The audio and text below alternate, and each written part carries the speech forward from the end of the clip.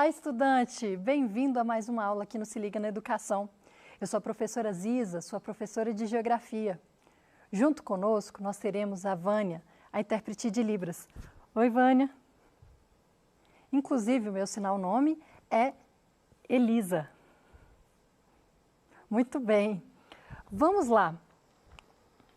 Na aula de hoje, nós falaremos sobre a Amazônia do continente americano, para além do Brasil. Essa aula é baseada para o PET do 8º ano, da semana 4. Vamos lá? Na habilidade que teremos que identificar paisagens da América Latina e associá-las por meio da cartografia aos diferentes povos da região com base em aspectos da geomorfologia, biogeografia e climatologia, especificamente sobre a floresta amazônica. A floresta amazônica, ela vai abranger não só o Brasil, mas também,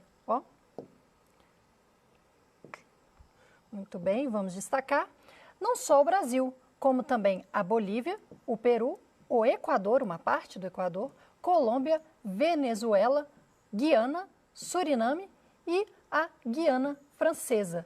Lembrando que a Guiana Francesa ela é um território ultramarino francês, ou seja, faz parte do território da França, que está aqui na América do Sul. O presidente francês também é presidente na Guiana.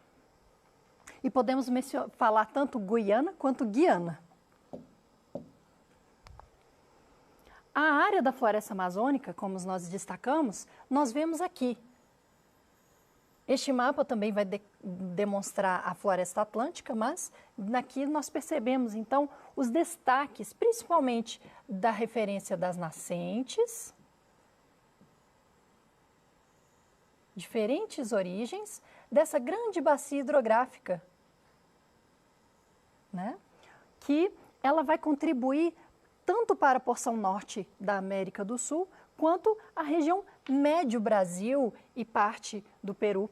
Ela é a bacia que nós vamos ver que está compreendida na zona do clima equatorial, ou as famosas baixas latitudes. Então, com a linha do Equador, nós conseguimos perceber que essa faixa aqui, nós temos uma forte entrada de energia solar, e as chuvas são abundantes. É onde nós temos as precipitações anuais mais altas do mundo todo ao longo dessa linha do Equador.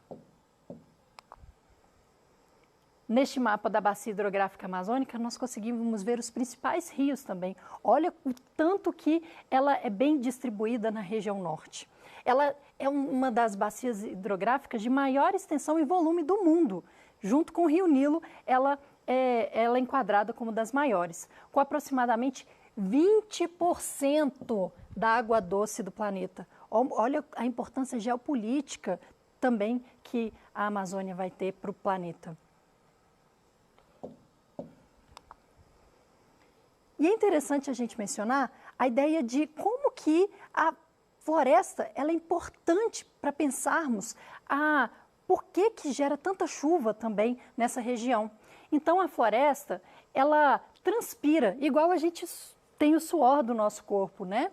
A água sai pelas folhas em forma de vapor das árvores e como são muitas folhas sobrepostas, a área total delas é enorme. Assim, a cada 1 quilômetro quadrado de floresta, a gente consegue evaporar muito mais água do que, por exemplo, 1 quilômetro quadrado só de oceano, pelo papel ecológico que as plantas desempenham. E a Amazônia, ela joga no ar mais de 20 bilhões de litros por dia. Com isso pode regar a agricultura para o resto do Brasil. Então, se nós lembrarmos da forma do Brasil mais ou menos, não é um mapa, viu? É só um croquis básico. Então, a região da floresta amazônica, ela vai banhar, a chuva vai banhar a região norte, ao longo da região sudeste, centro-oeste e sul, e também acompanhando a Cordilheira dos Andes, que nós veremos no mapa à frente.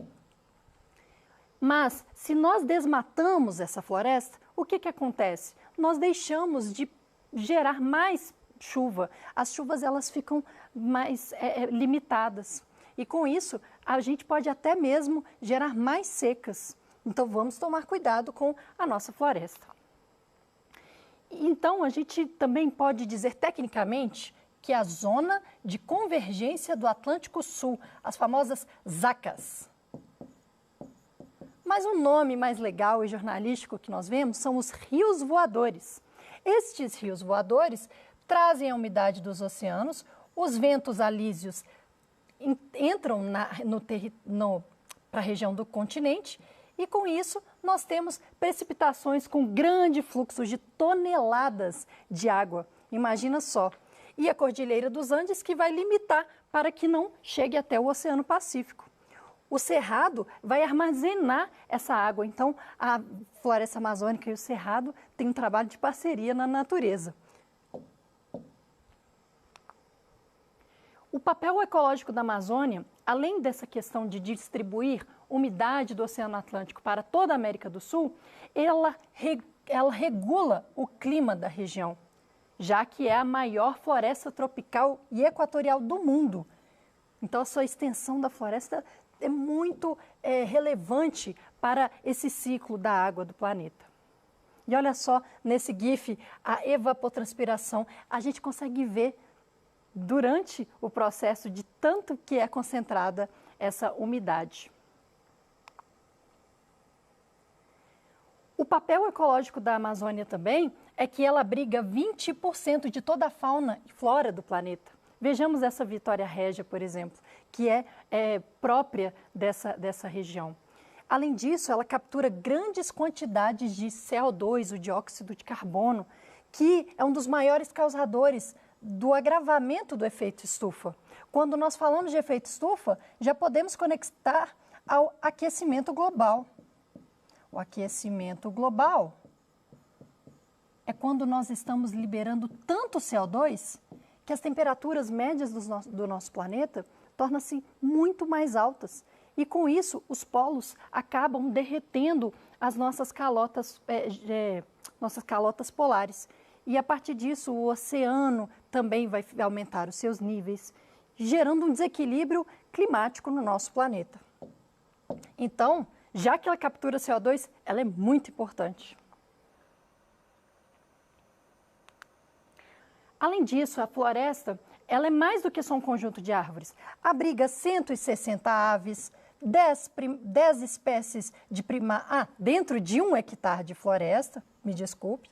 Ela pode abrigar 160 aves, 10 tipos de primatas, 33 anfíbios, 44 peixes, 22 répteis e até 1 bilhão de invertebrados. Estamos falando de insetos e outros animais.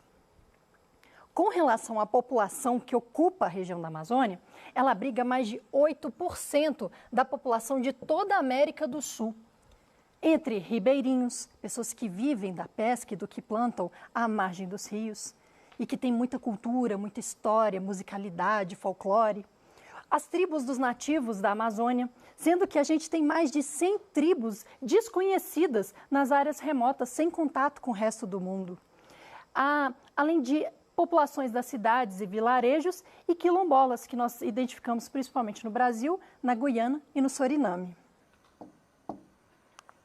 Então, por exemplo, a mandioca, que é esse alimento que está tão presente no nosso dia a dia, está também na cultura e no abastecimento dessas famílias. O trabalho familiar de ribeirinhos na produção da farinha de mandioca. Essa foto eu tirei quando eu fui lá no estado do Amazonas e assim eu conheci a família da Dona Nazaré, lá no Amazonas. Uma família muito querida, que tem pescadores, que tem o seu pomar e que vivem coletivamente fazendo a sua subsistência e com algum excedente do comércio, do turismo e do artesanato. As palafitas também são casas adaptadas, construídas sobre estacas de madeira. Então, debaixo do rio, existem as estacas de madeira que deixam elas suspensas. E elas são construídas para ficar nas áreas alagadas. E olha só, nesse vilarejo onde nós identificamos as palafitas. Também lá no estado do Amazonas, no Lago Juma. Aqui também a importância das atividades de extrativismo sustentável, que no Brasil, entre outros países da América do Sul, identificamos a extração sustentável e coletiva do látex, das seringueiras, onde nós podemos extrair a borracha, essa que a gente apaga da escola, além de materiais cirúrgicos, como a luva. E na Floresta Natural de Tapajós, no Pará, nós temos áreas que eles fazem as atividades de maneira sustentável e, ao mesmo tempo, preservam a floresta, pois os seringais, eles precisam estar em equilíbrio, não tem como ser monocultura. Eles fazem, então, essas aberturas na casca e, a partir da seiva, eles obtêm e coletam essa borracha.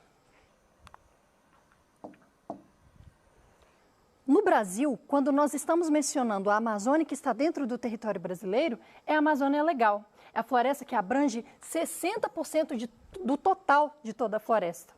No Brasil, temos, então, o Pará, Amazonas, Roraima, Amapá, Rondônia, Acre, Tocantins. Só a região norte toda a gente encontra floresta amazônica.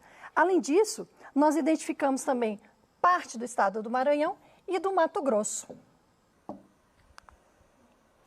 É uma área de atuação da Superintendência pelo Desenvolvimento da Amazônia, a SUDAM.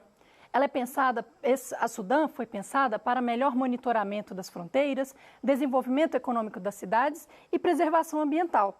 Mas se ela não tem verba, se ela não tem um foco político e com a continuidade dos projetos de preservação, até mesmo da fiscalização, ela pode ficar muito prejudicada, que é o que nós estamos assistindo nos últimos anos. Por isso mesmo, a floresta ela também é muito ameaçada, pois ela é muito visada economicamente. Ela enfrenta um conflito de interesses. E estamos falando do interesse econômico contra o ambiental, né? Fazer uma folha aqui para representar a natureza. Então, esse conflito entre preservar e a gente desenvolver economicamente não tem uma regra certa. Mas, ao mesmo tempo, a gente pode buscar o que a gente chama de desenvolvimento sustentável e repensar a maneira como nós estamos produzindo economicamente, pensar a necessidade do porte das atividades, pensar com relação de que maneira nós podemos desperdiçar menos alimento que nós produzimos, pensar nos direitos trabalhistas, nos direitos ambientais, dos direitos culturais, sociais. E neste mapa nós conseguimos identificar os focos recentes de fogo. Parece pouco nesse mapa, mas nós estamos falando de quilômetros, hectares inteiros de foco de queimadas. Existem pessoas que se organizam para fazer o Dia do Fogo na Floresta. Lá no estado do Pará começaram com isso. E em outros estados, como no Acre, Rondônia, Amapá, Amazonas, existem pessoas que fazem esse mutirão para gerar o fogo na floresta. Pessoas muito ambiciosas querendo ampliar as suas terras. E vamos falar mais sobre isso. E, infelizmente, é a nossa realidade que nós precisamos entender mais. Então, por exemplo, a grilagem. A pecuária é a principal motivação para a maior parte dos impactos sobre a floresta. E pecuária, estamos falando de cultura extensiva de criação de gado para corte, produção de carne bovina. E aí, a consequência disso também é que as terras, elas acabam sendo muito especuladas, ou seja, as pessoas obtêm as terras e querem revendê-las alguns anos à frente mais caro. Vamos falar mais sobre isso. Então, a grilagem gera desmatamento, queimadas, além da pecuária já ser um impacto sobre esse solo. O garimpo e a mineração industrial, vamos falar sobre eles à frente. Extrativismo de madeira, biopirataria e a própria expansão das cidades com obras de infraestrutura. A grilagem é um ciclo. Poceiros ocupam a terra, inclusive as áreas de preservação dos territórios indígenas. Ocorre desmatamento, eles buscam as madeiras de lei, derrubam elas, revendem ilegalmente e depois, do interesse das madeireiras, eles queimam. Eles esperam alguns meses essa derrubada da floresta e queimam. E depois, com as queimadas, eles consolidam o desmatamento. Não tem muita volta depois das queimadas. As passagens introduzem o gado, E a partir disso, a gente podia pensar, eles estão destruindo a floresta só para ter pastagem? Não, o gado é só mais uma etapa desse processo, porque depois eles vendem, principalmente depois que eles vão em cartórios, obtêm ilegalmente a posse dessas terras, eles eles repassam essas terras. E é muito lucrativo em larga escala para essas pessoas que praticam ilegalmente a grilagem. A palavra grilagem faz menção aos grilos, que antigamente pegavam a documentação dos territórios, colocavam dentro de caixas com grilos que liberavam uma coisa que oxidava o papel, fazendo parecer que ele era envelhecido e dizendo, eu tenho esse papel há muito tempo, por causa da grilagem dos grilos. Mas hoje em dia é só uma questão de suborno mesmo que acontece. No Brasil, existem mais de 60 milhões de hectares de áreas públicas sem uso legal definido. Por isso a questão das terras é tão complicada. Elas poderiam, por exemplo, ser áreas de conservação, reservas extrativistas como a das seringueiras, os territórios indígenas, fazendas poderiam ser registradas pelo Cadastro Ambiental Rural, que existe desde 2012, mas não, temos essa morosidade nas leis, muita lentidão. O gado, então, é uma atividade que ela é barata para poder ocupar essas terras para depois eles revenderem. E nem sempre o objetivo é obter rendimentos com a pecuária, mas com a venda dessas terras. É o que a gente chama de especulação fundiária. E olha só, para derrubar 1 hectare de floresta é muito caro. Estima-se R$ 1.200. Então, ainda tem gente que é milionário, até mesmo bilionário, que investe muito, porque depois, mesmo sendo uma prática ilegal, essas pessoas não são impedidas de praticar esses crimes ambientais. Além disso, além do Brasil, né, a Colômbia, Bolívia, Equador e Peru também passam pela grilagem de maneira descontrolada. Na maioria das vezes, as figuras políticas, elas que flexibilizam as leis ambientais, das condições de fiscalização para benefício próprio. E aqui nós temos uma ilustração que vocês podem consultar no site arvoreagua.org, que também está disponibilizado no slide dessa aula no Estude em Casa. E com o mesmo capital gasto pelos fazendeiros, eles poderiam dobrar e até mesmo triplicar os seus rebanhos. Mas é por uma questão de ser um dinheiro fácil, porque a pecuária extensiva exige menos capital e monitoramento por parte do investidor. Se houvessem leis mais rígidas e punição, a floresta seria muito menos ameaçada. Existem alternativas econômicas para a floresta, a gente tem que aprender com ela, pesquisar, mas desse jeito não dá.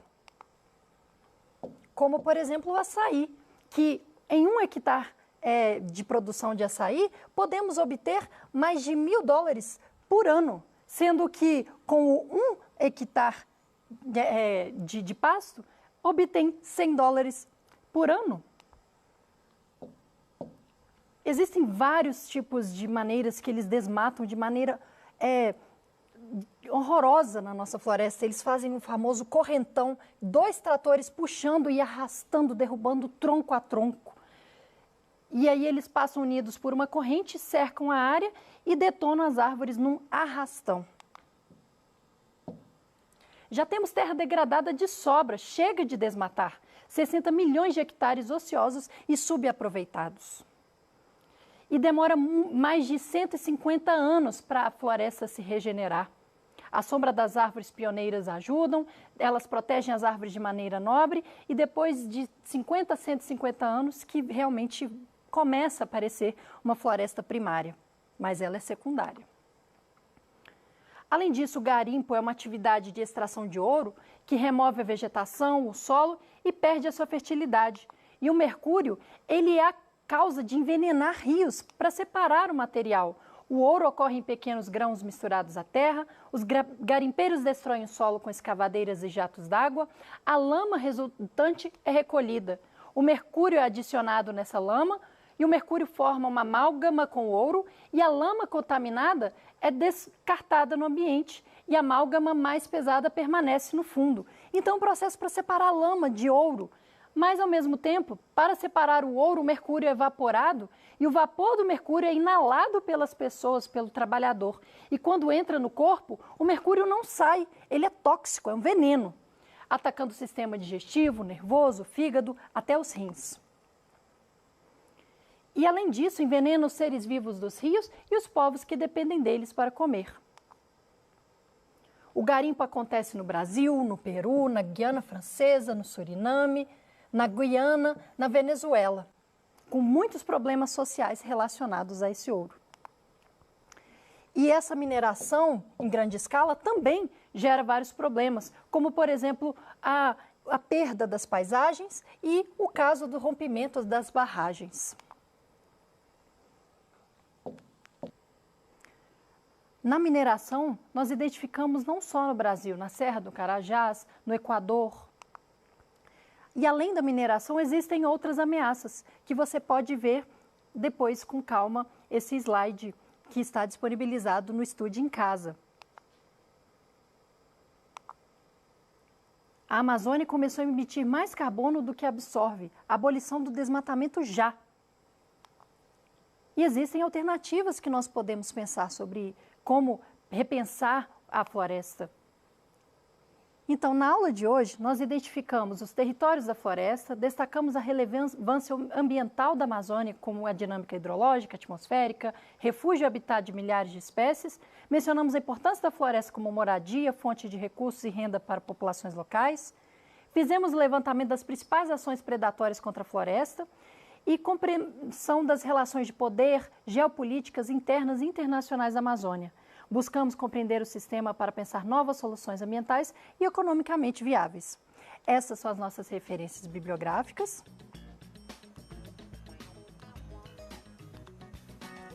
E eu agradeço a sua companhia.